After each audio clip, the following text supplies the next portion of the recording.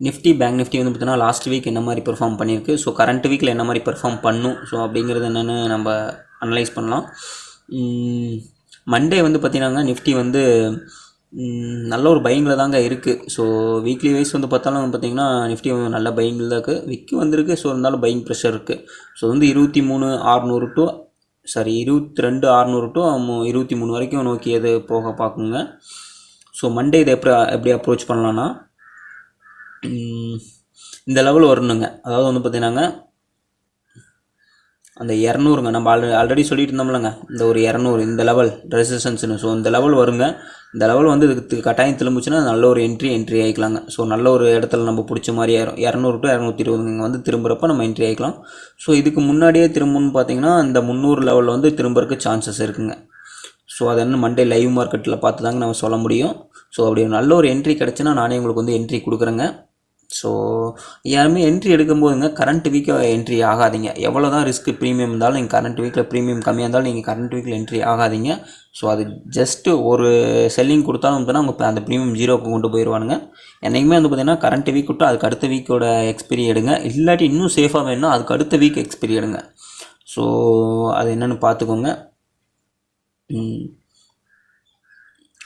ரெண்டுமே நல்ல ஒரு பையிங்கில் தாங்க இருக்குது நிஃப்டியை பொறுத்து, Nifty bank Nifty. So bank Nifty இந்த ப்ரீவியஸ் ஹை தாங்க ஒரு ரெசிஸ்டன்ஸாக இருக்குது.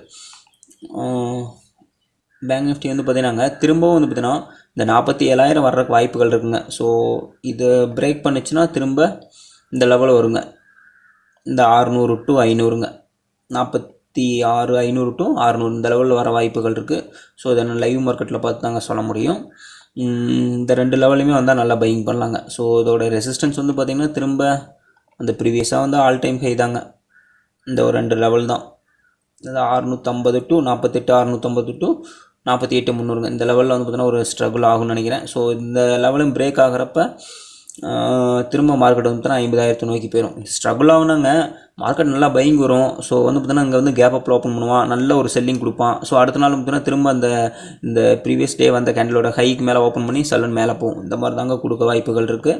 ஸோ அதனால் இங்கே கீழே வர்றப்ப என்ட்ரி எடுக்கிறப்ப நீங்கள் வந்து நல்ல ஒரு இடத்துல என்ட்ரி எடுத்துக்கிட்டிங்கன்னா நீங்கள் அமைதியாக வந்து பார்த்தீங்கன்னா வெயிட் பண்ணிக்கலாம். ஸோ அது என்னென்னு நான் சொல்கிறேங்க. அப்படி நல்ல ஒரு என்ட்ரி கிடச்சா நான் சொல்கிறேன். ஆனால் பேங்க் நிஃப்டி விட நிஃப்டி நல்லாயிருக்கு. நிஃப்டி சைடு ஃபோக்கஸ் பண்ணுங்கள். ஸோ உங்களுக்கு விருப்பம் இருந்தால் பேங்க் நிஃப்டி பண்ணுறீங்க பண்ணிக்கோங்க.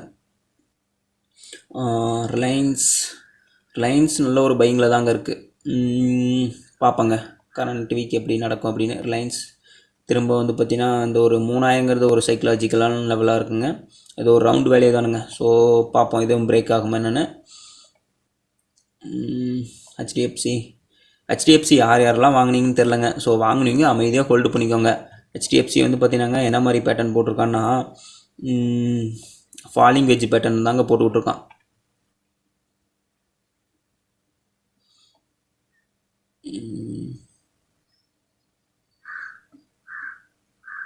இந்த லெவல் பிரேக் ஆகுறப்பங்க திரும்ப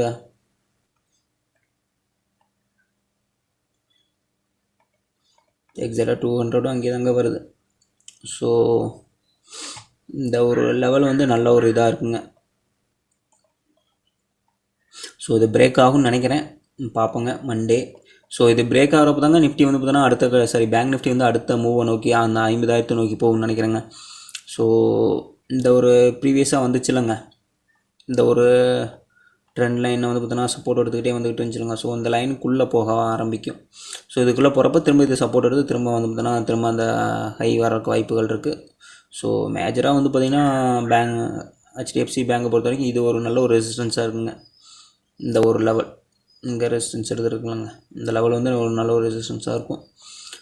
ஸோ ஹோல்டு பண்ணுங்கள். ஒரு நான் என்ன சொல்லியிருக்கேன்னா 6 மந்த்து ஹோல்டு பண்ணுங்கள். இப்போ நம்ம என்ட்ரி வந்து ஒரு அருமையான என்ட்ரிங்க. 1380ன்னு நினைக்கிறேன் நம்ம பிடிச்ச என்ட்ரி. ஸோ அமைதியாக அந்த லெவலில் வச்சுட்டு ஹோல்டு பண்ணுங்கள் ஒரு 6 மந்த்துங்க. ஸோ நல்ல ஒரு ரிட்டர்ன்ஸ் கிடைக்கும். யூஎஸ் மார்க்கெட் அப்படியே பார்த்துடலாங்க. யூஎஸ் மார்க்கெட்லாம் கண்டினியூவாக போயிட்டே தாங்க இருக்கான். ஸோ அவன் வந்து சைக்கலாஜிக்கல் லெவல் 20,000 நோக்கி போவான்னு நினைக்கிறேன் நாஸ்டாக். ஆனால் அதெல்லாம் நம்ம என்ட்ரி கிடையாதுங்க. ஸோ இவன் வந்து பார்த்தீங்கன்னா 40,000 நினைக்கிறேங்க சைக்கலாஜிக்கல் லெவல். ஸோ அங்கே அதை நோக்கி போகட்டும். இதெல்லாம் வந்து பார்த்தீங்கன்னா நீங்கள் வந்து இந்த யூஎஸ் மார்க்கெட்லாம் வந்து பார்த்தீங்கன்னா ஆக்டோ எஃப்எக்ஸ்னு சொல்லிட்டு ஒரு புரோக்கர் இருக்காப்பிள்ளைங்க, அதில் வந்து ஃபாரெக்ஸ் ட்ரேடிங்க்கு. ஸோ அதில் வந்து பார்த்தீங்கன்னா இதெல்லாம் வந்து நம்ம இந்தியன் மார்க்கெட்டில் ஃபியூச்சர் ட்ரேடிங் பண்ணுறோம்லங்க. ஸோ அந்த மாதிரி வந்து பார்த்தீங்கன்னா ஆக்டோ எஃப்எக்ஸில் நீங்கள் வந்து பண்ணலாம். அது ஜஸ்ட் ஒரு $100 நீங்கள் போட்டே பண்ணிக்கலாம். என்ன ஆக்டோ எஃப்எக்ஸில் ஒரு பெனிஃபிட்னாங்க, விட்ரா கேட்டோம்னா ஒரு 15 மினிட்ஸில் உங்களுக்கு வந்து விட்ரா கொடுத்துட்றோம். ஸோ அது ஒரு நல்ல ஒரு பெனிஃபிட்டாக இருக்குங்க.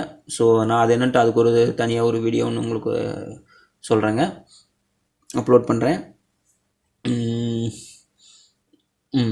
அது ஆனால் இப்படியே கண்டினியூவாக போயிட்டு இருக்க மார்க்கெட்டில் என்ட்ரி ஆகக்கூடாதுங்க. ஸோ ஜஸ்ட் ஒரு ரீட்ரேஸ்மெண்ட் கீழே வந்துட்டு திரும்புறப்ப தான் நம்ம என்ட்ரி ஆகணும்.